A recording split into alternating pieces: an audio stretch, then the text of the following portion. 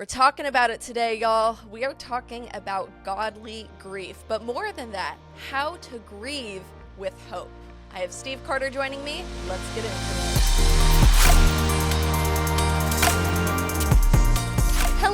Hello, ladies and gents, and welcome to this week's episode of the Bought and Beloved podcast. As always, it's your girl, Kirby Kelly, back at it again with another episode over here. And I have an incredible guest joining me today, and I know it's Christmas, I know it's the holiday season, and my guest, Steve Carter, he and I, we're going to be talking about grief today. And you might be thinking, wow, this is the biggest buzzkill to be releasing this episode, like on this day.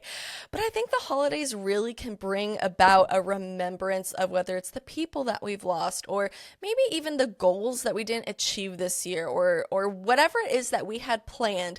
Change hit. And it's like, we're looking back on this year that we just lived in. It's like, was 2024 even something worth celebrating? We're going to unpack all those things and more, but before we get into all of that, Steve, thanks for being here today. Can you just give everyone a brief introduction about who you are and what you do, what you're passionate about? Yes. Well, first off, thanks so much for having me, Kirby. I feel like I'm a fan of yours and have just been so blessed by your ministry and this podcast and Instagram, just your book. Like, it's just, you're a gift. You truly are. And I love that you are willing to have conversations like these because I think for so many, I don't know, there's just trepidation there. And I feel like many of us were never prepared how to handle grief. But for me, I've been married for 20 years. I'm a pastor at Christ Church of Oak Brook, and I love to preach. I love to coach communicators and write and just try to point people to good news, even in the trickiest or murkiest situations. So that's what I love to do.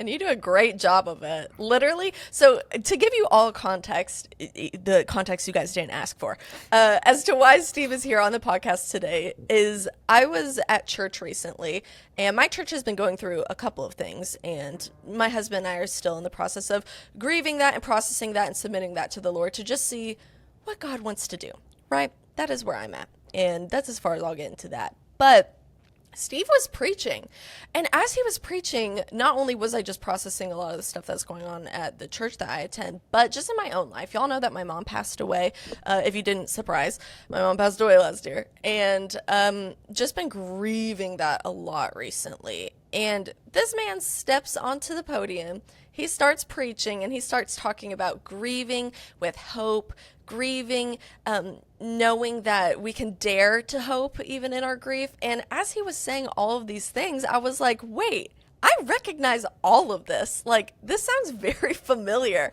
I look up him on Instagram and I see that he and I have been talking before, like when I was going through like the thick of my grief journey. That's when he actually came out with his book, Grieve, Breathe, Receive, and our mutual friend Michael Mims connected us, and that's how I was able to get this book. And I read through it, and it brought me so much healing in that season. I've already been through grief before. My father passed away when I was 10 years old.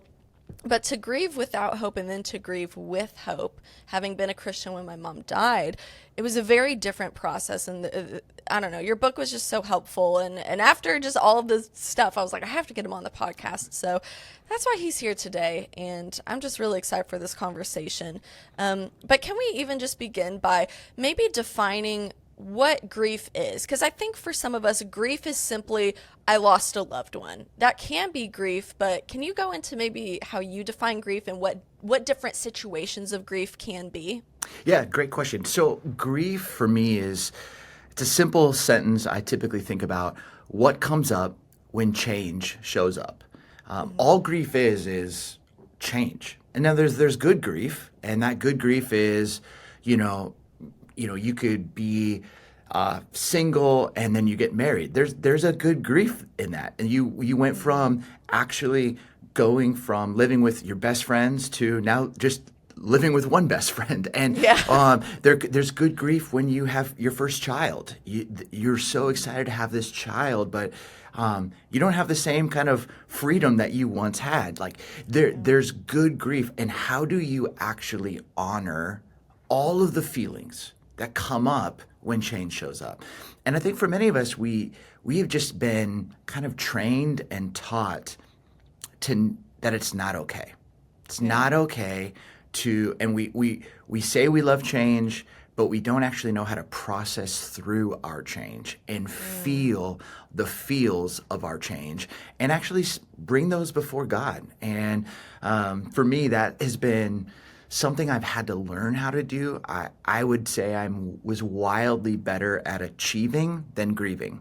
And God really had to teach me how to grieve well. Yeah. Well, it's a process. And I think so many people just don't want to go through the journey. They simply just want to arrive at this place where it's like, they're in a better place and now I'm in a better place. But we have to, and you write about this in your book, that there was this time where the Holy Spirit, where God spoke this word to you of like, you need to go to the desert. You need to go to this place and go through this place in order to heal through this. But so many of us are reluctant to go to that place because maybe it's unknown or it's fearful or it's been painted in a way where it is just the worst place.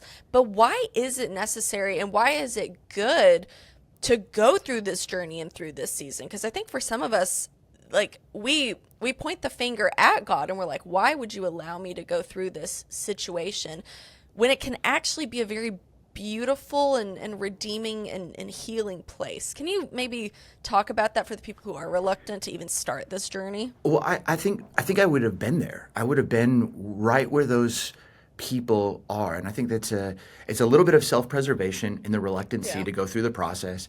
It's a second piece that I think one of our kind of sacred cows is control. And control is just an illusion. The only thing we have control over is this present moment. I don't control tomorrow. I don't control yesterday. It's just this moment.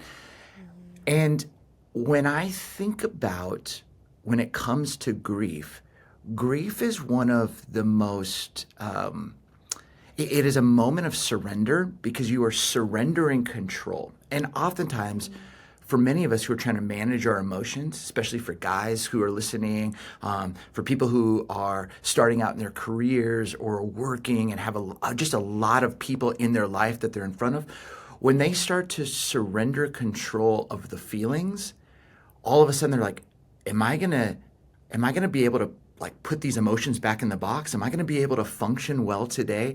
And they almost Jedi mind trick themselves out of actually leaning into the process. And so for me, part of it has been, how much do I trust God? And trust for me is a mathematical formula. Safe plus consistent, again and again, over and over on repeat, makes you worthy of trust. And for me, if I really believe that God is safe and God is consistent, He's worth my trust that He can hold me even in the midst of me being out of control, me being an emotionally high place or emotional low place, that God can see it and hold it all. And so that has been just the invitation to surrender. Last thing I'll say on that is that the founder of the Salvation Army, William Booth, says that the greatness of a person's power is their measure of surrender. And I think the greater our power comes in the midst of when we can admit and consent to reality.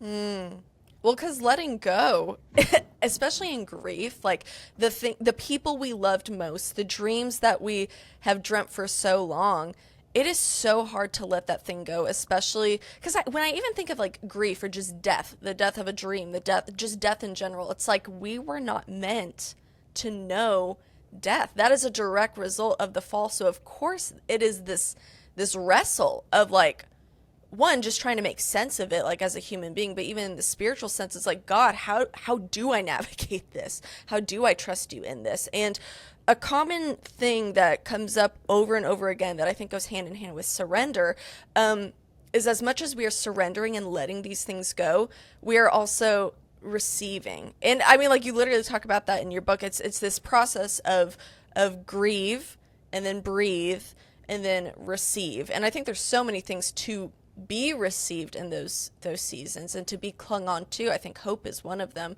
But before we talk about that, can we break down those different seasons? Because I know that you kind of break it down by this idea of Friday, Saturday, Sunday, this process of grieve, breathe, and receive. And I love that. I love how you explained it when I heard you preach about it. I love how you even wrote about it and kind of broke it down into scriptural terms with Christ. And so can you kind of explain that? Because I think that might put like that process into a practical sense for people who are going through grief.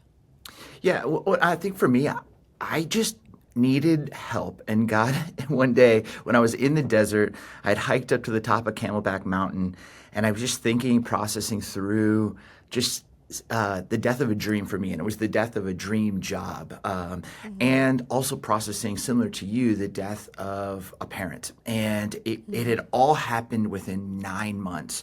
And it just, I didn't have like the spiritual musculature to like handle this level of grief, like the death of a spiritual father, the death of an earthly father. Like I was overwhelmed. Lot. Yes. And I felt like God said to me, just on the top of this mountain, have you ever thought about Holy Weekend? And I was like, yeah, Good Friday, Silent Saturday, Resurrection Sunday. And I started to process that more, and I thought, oh, wow, Friday is when you are in grief. If you think about it, Jesus was the perfect human, did nothing wrong. Everything he did was to benefit and add value to other people, and he got the cross. He got what he did not deserve. And I think any one of us listening to this podcast right now, we have all had situations where we were handed our own version of Friday, that we didn't deserve it. Our parents divorced. A friend abandoned us. Someone betrayed us.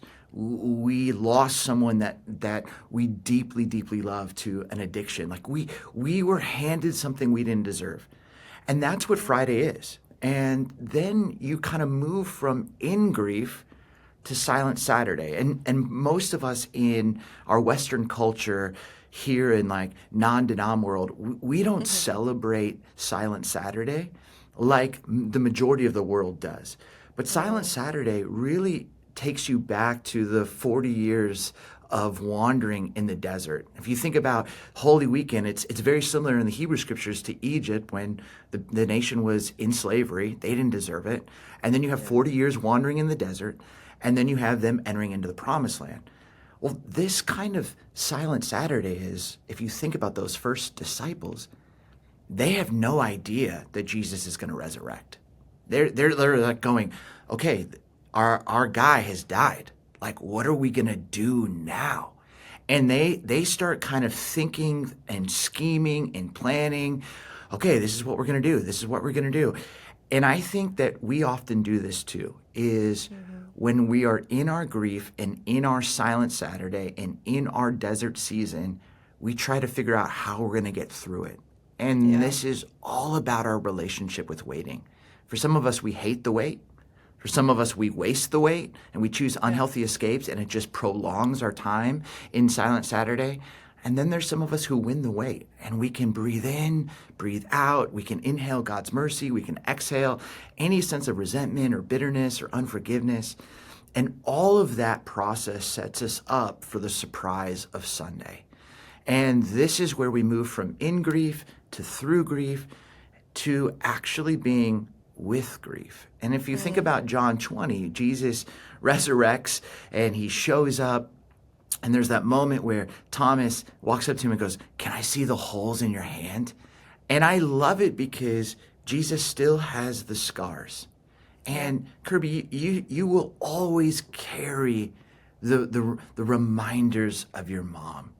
I will always carry the reminders of my dad.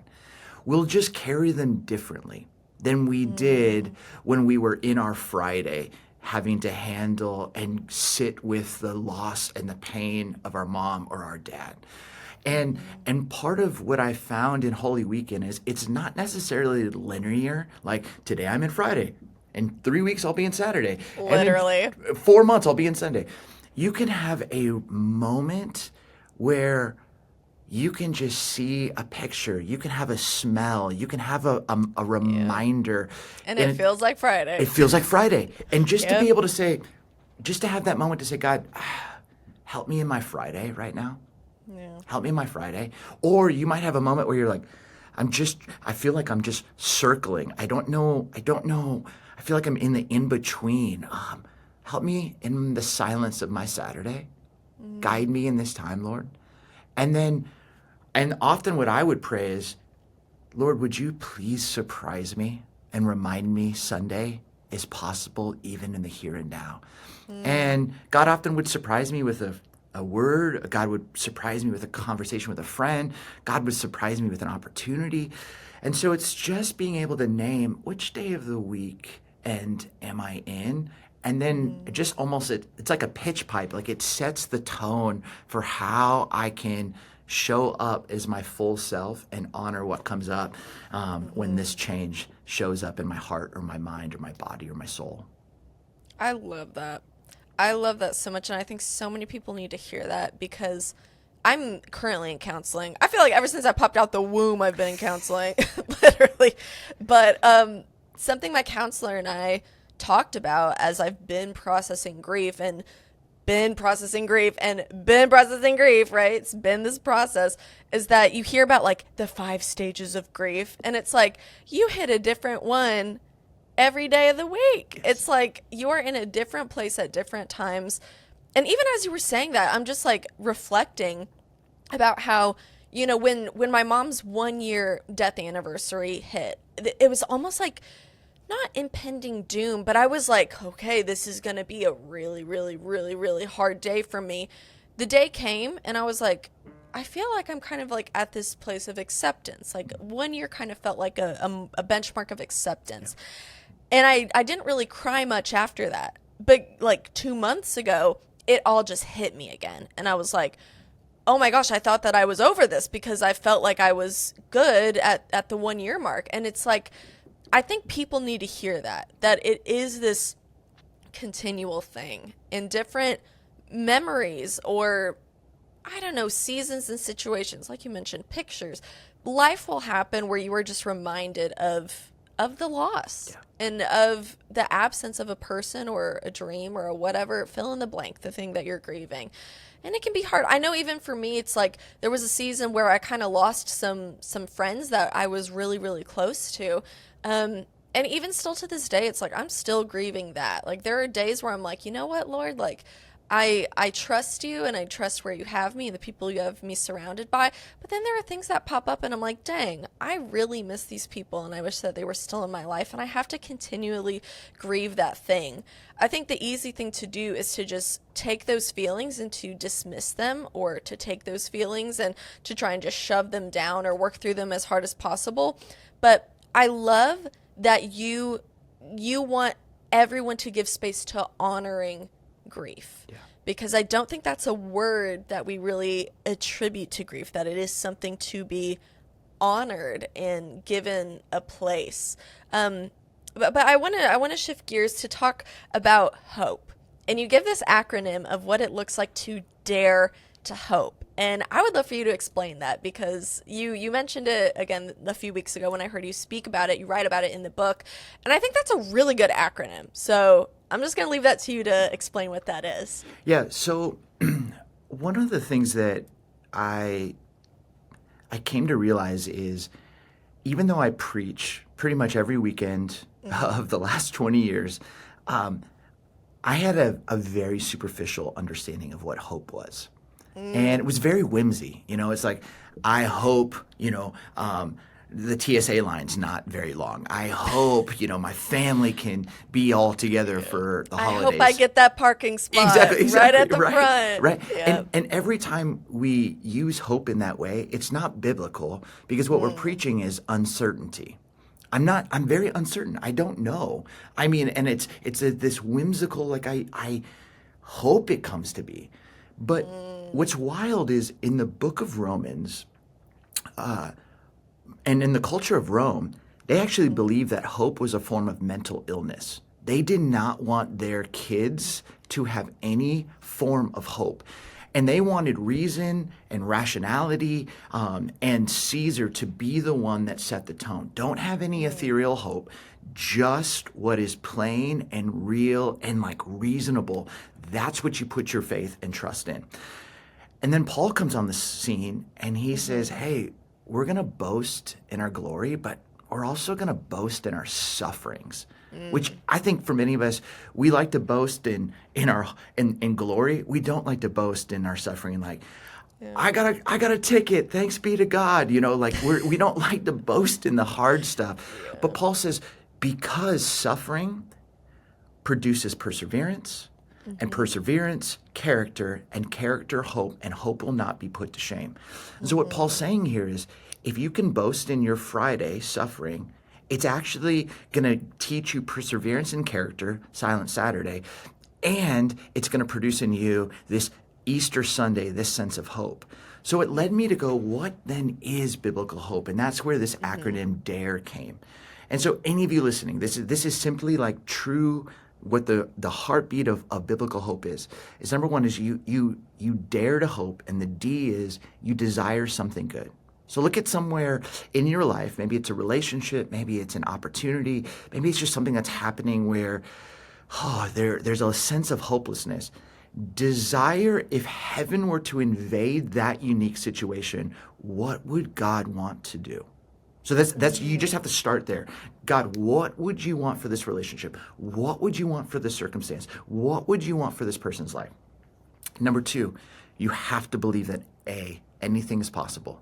And as my friend Joby Martin, pastor at Church of 1122, says, if the tomb is empty, then anything is possible. So you have to ask yourself, what's harder, to reconcile this relationship or to raise a man from the dead? What's harder, to actually fix this struggle or addiction or pain in your life, or raise a man from the dead? And for us as Christ followers, this is what we hold on to.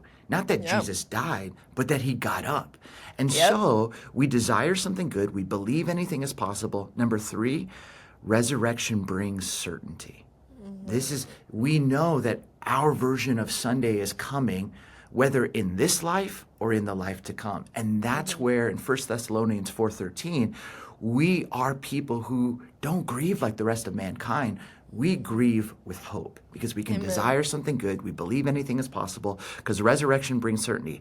And because of all of that, we can expect that God's goodness is on its way. And we can anticipate it with confidence. Romans 8:28, like, God works together for the good of those who believe. That is not just some superficial word. That is like, even when we don't see it, God is working. Even when we don't feel it, God is working. Kirby, I haven't told anybody about this, but my son and I, he's a junior in high school. He and I are writing a play right now. Oh, wow. And it's like, when you go see a Broadway show, all of a sudden the scene and the actors show up and it lights up and there it is. And you're like, scene one. And then when there's a set change, all of a sudden it goes dark. And for like 40 seconds, you see people sort of shadows, like moving stuff. Yeah. And then the lights come on and then it's scene two. And I was talking to my friend Clay Cooney, who's a young adults pastor at North Point, and he said, Steve, darkness sets the stage for God's glorious light. And so we've been writing this play where we flip it, where the idea is where it all goes black and you don't see the stage design. That's actually all in light. And the acting is all in dark. And just because what I think is hard for us to see is, and to believe and to trust is, even when I don't see it, God's working. Even when I don't feel it, God's working. God is constantly working on the behalf of those who believe. And I think for so long, if we don't believe that and we don't live like that, then it just becomes, well, I guess it's just in how hard I work and in how good I perform.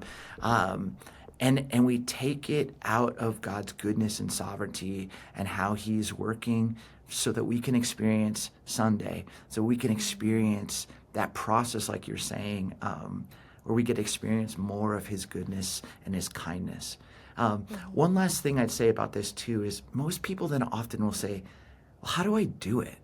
Like, do you just want me to like go and be like, today is my grief day. Today I'm just gonna go sit in my grief. Like, how do I do it? And I think, Kirby, you and I all had moments, and everyone listening as a kid, where we were skateboarding or running and we fell and we just, skinned our knee and we came inside and, mom got out the peroxide and just put it all on the wound and cleaned it out, got all white and pussy, washed it out, put a Band-Aid on it.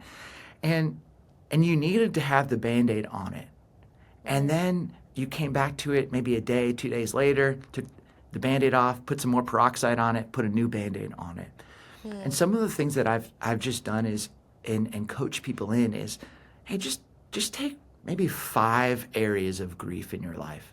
And just, what if you could give 15 minutes every couple days to one of those? And just say, hey, I'm just going to remove the Band-Aid, and this is my version of peroxide. I'm just going to sit in a place that feels safe and comfortable.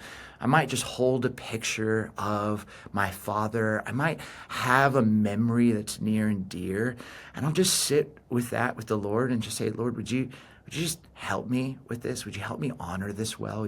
Would you help just clean out my heart and my mind? Maybe it's with that relationship you were talking about, Kirby, where it just ended, and you're just, God, I'm just feeling, I'm just struggling with this. And the truth is, if I don't learn to heal well with this, it's going to be harder for me to trust other relationships that they won't leave too. Exactly. And so it's just creating 5, 10, 15 minutes just to clean that out and just say, all right, I'm going to put the Band-Aid back on. That was good for today. And I promise I'll come back and honor this grief in the coming days. And just, I think when you start to do that, slowly but surely, you get to experience God's kindness and God's healing power.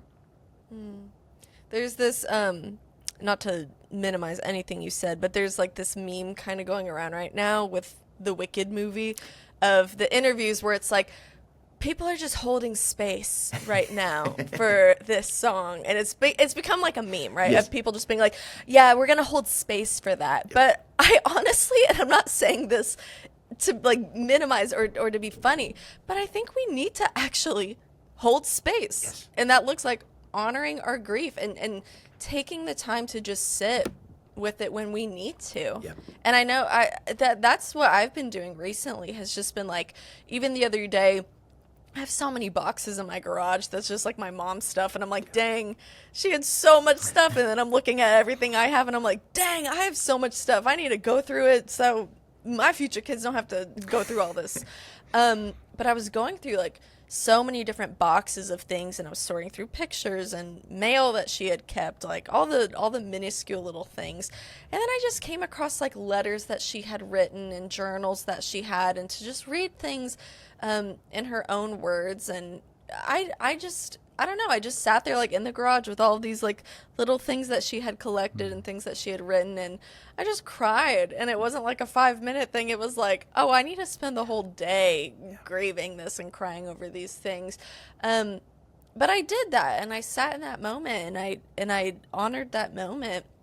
And then I was able to go on with the rest of my day, not just like move forward from it and like, and I didn't drag those moments out either. It's like I sat there with that thing and I dealt with it. But the difference is that in those moments of grief, I have grieved with hope. And I think it's so cool that is like the saying that you have, because even when my mom died and I was grieving, I think that the word that God gave me, or the phrase that God gave me, was, you grieve with hope. You get to grieve with hope. So that when I read that in your book, I was like, are you kidding me? It was like confirmed.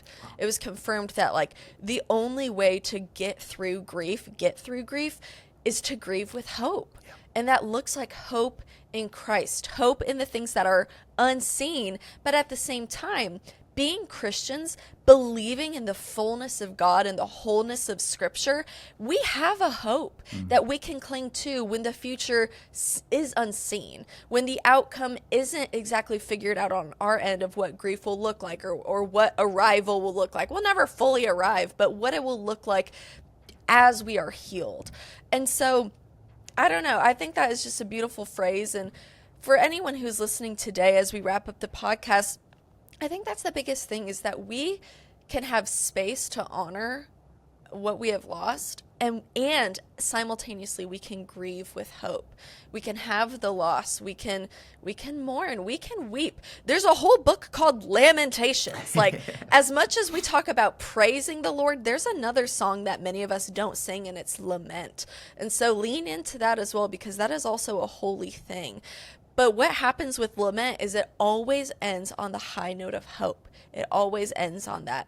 And so hope looks like Jesus, the promises of God, the person of Christ, and what he accomplished in those 3 days. I mean, his whole life, his whole ministry, but especially on those 3 days of when he was nailed to the cross, when he was in the grave, and when he was resurrected. And so as we wrap up this podcast, Steve, do you have any last encouragements or things that you were like, oh, I want to say this thing, I meant to say this thing, as we wrap up? Well, I want to just affirm you, Kirby, because I think what you have taught me watching you in the way that you honor and hold space for your grief is you are actually hospitable to your grief, and you actually welcome it. And I think for so many people, they don't. But it actually, when we block ourselves from welcoming and being hospitable to our pain and our grief, we actually stunt our development as a human. We don't become an empath. We don't actually become the kind of person who can rejoice with those who rejoice and mourn with those who mourn, who can Sunday with those who Sunday and Friday with those who Friday, and everything in between. And the way that you go through this process, Kirby, I think you are teaching so many of us not just to honor it, but to be hospitable to it. And I just thought I would close with this little prayer, and it's from Mary Mordrowski and Father Thomas Keating, and it's called the Welcoming Prayer. And it's something I pray on the regular. It just says this: welcome, welcome, welcome. I welcome everything that comes to me today because I know it's for my healing. I welcome all thoughts, feelings, emotions, persons, situations, and conditions. I let go of my desire for power and control. I let go of my desire for affection, esteem, approval, and pleasure. I let go of my desire for survival and security. I let go of my desire to change any situation, condition, person, or even myself. And I open myself to the love and presence of God and God's action within. Amen. And I just think, Kirby, that's something that when I think of your life, you are someone who has great hope, but is someone who is just embodying that welcome prayer and being hospitable to the good and to the hard. So thank you for modeling that to us. I'm just a big fan of yours. I'm a big fan of yours, and I appreciate that. So nice. That's a beautiful prayer, too. Yeah, me tearing up over here. Well, I'm going to go cry. Love you guys. But you guys can check out Steve Carter. You can check out his book. It's called Grieve, Breathe, Receive: Finding a Faith Strong Enough to Hold Us. This is a really good book. Whatever your grief season or grief process has looked like, or even if you're like, I literally don't know how to grieve, this is a great book to learn how to do so.